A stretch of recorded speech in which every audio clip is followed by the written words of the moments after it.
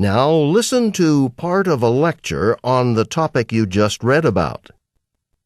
No memoir can possibly be correct in every detail, but still, the Chevalier's memoir is pretty accurate overall, and is, by and large, a reliable historical source.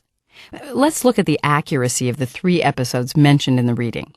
First, the loan from the merchant. Well, that doesn't mean that the Chevalier was poor. Let me explain. We know that in Switzerland, the Chevalier spent huge amounts of money on parties and gambling, and he had wealth, but it was the kind of property you have to sell first to get money. So it usually took a few days to convert his assets into actual money. So when he ran out of cash, he had to borrow some while he was waiting for his money to arrive. But that's not being poor. Second, the conversations with Voltaire.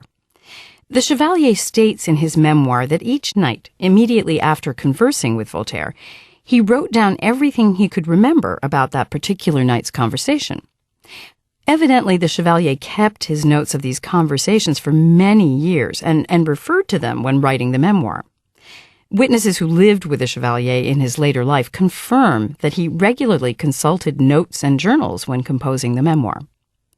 Third, the Chevalier's escape from the prison in Venice.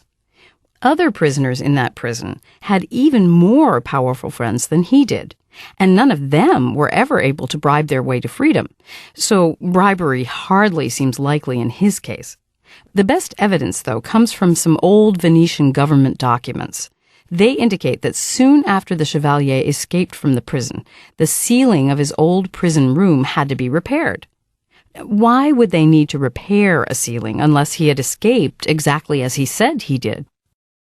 Summarize the points made in the lecture, being sure to explain how they oppose specific points made in the reading passage.